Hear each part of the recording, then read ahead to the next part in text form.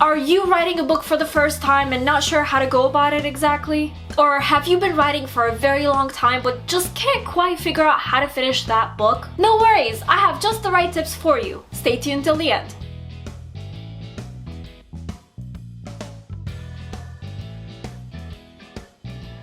Hey guys, Nour here and welcome back to my channel. And for those visiting for the first time, hello! I'm a fantasy author and my novel Divinity Falling was published last October. If you saw last week's video, then you already know why I'm not in my usual filming spot. As you can see, I don't have my fancy background, aka my green screen. That's because I'm filming from home for the next few weeks or until it's safe to leave and go visit my fiance Michael, since that's where I usually film. So bear with me for the next few weeks. In the meantime, I'll still bring you quality content and you'll get to enjoy my bookshelf. Alright, so let's dive into today's topic. Now, I won't go into how to write descriptive sentences, natural dialogue, and all that since I've covered those in other videos. Instead, I want to concentrate on the actual act of coming up with an idea, writing it down, and finishing your novel. Because in my experience, every writer starts out with a need to write, even if they're bad at first. But it's this need that helps writer get better over time. So, tip number 1, know your inciting incident. An inciting incident is the initial event that kickstarts your protagonist's journey. An example would be your character witnessing a crime in chapter 1, and now she's on the run from the bad people who are trying to keep her quiet by killing her. This tip is important to follow whether you're writing a book for the first time or you've been doing this for decades. If you don't know your inciting incident before you start writing, then you'll most likely write nonsense in an attempt to figure out your story. When I first started writing as a kid, this was my main issue. I would have these vivid characters in my head and I would just dive right into the story without knowing what the conflict is. Which of course led to chapters upon chapters of meaningless dialogue between characters who had nothing better to do. Don't do that to yourself. Even now, I still come up with my characters first, but I refuse to write the story until I know what my inciting incident is. And if the idea doesn't come to me on its own, then I work really hard to find a good one.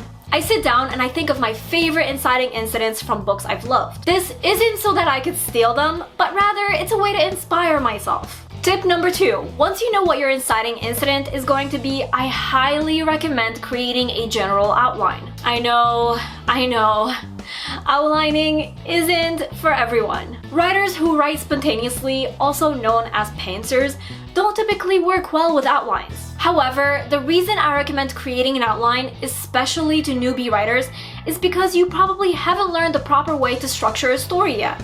Even if you know what a story arc looks like, it's a whole different experience having to write one because you're doing so on a large scale. A story arc is the exposition, rising action, climax, falling action, and resolution.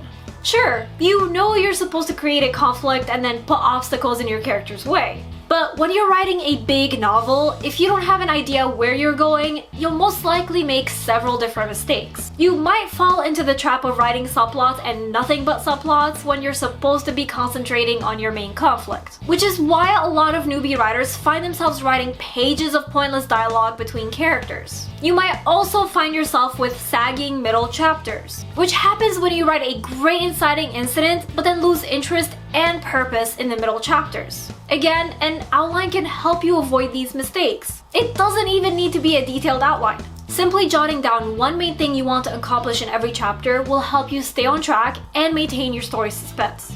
Tip number 3, once you start writing, don't dwell too much on the big picture. Writing a book is overwhelming, and if you're constantly looking at the number of pages or number of words you wrote, then you'll drive yourself mad. It's good to have a writing goal, like a number of words you want to write every week. But when you're writing a book for the first time, it can feel like a big impossible challenge. Instead of thinking about the work as a whole, concentrate on accomplishing small writing goals instead. For instance, you could tell yourself that you're going to finish 1 chapter a week. This is less daunting in my opinion, because you stop thinking that you need to write an entire novel right then and there, but you still get the job done. Tip number 4, if you're writing your book in Microsoft Word or another writing program, make the page size smaller so it's the size of an actual novel. I personally recommend 8 by 5 inches. You will also need to shrink the page margins, that way they're not as large anymore.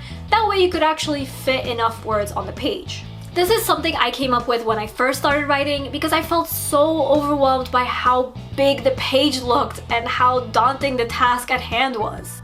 Plus, I could never figure out if what I was writing translated into 15 novel-sized pages or just 3. So changing my page size made it easier to estimate how big or small my novel would be in the end. Do keep in mind that you'd still have to change the page size to its original size before you send your manuscript to literary agents or editors. So this temporary change in page size is mainly for you. And last but not least, tip number 5. Don't be discouraged if your first book isn't great. Every great writer has a garbage first book, often one that we haven't read because they were rejected or they never published them. First books are all about learning. It's great that you want to be a great writer, but great writers don't give up. Great writers don't quit when their first book isn't fabulous. And you're not a quitter, okay? Okay. Alright, so those are my tips for you. I hope you found them helpful. Writing a book is an awesome endeavor, and I wish you good luck on your journey. If you're new to my channel, be sure to subscribe because I put out weekly writing advice videos that will take your story to the next level. And don't forget to follow me on social media to see what I'm up to from day to day and to chat with me. And before we go, I just want to give a quick shout out to Sarah Frayne and Lori B from my shout out tier over on Patreon and all my amazing patrons. You guys are so awesome. Thank you so much for your endless support. And remember, Nour for president!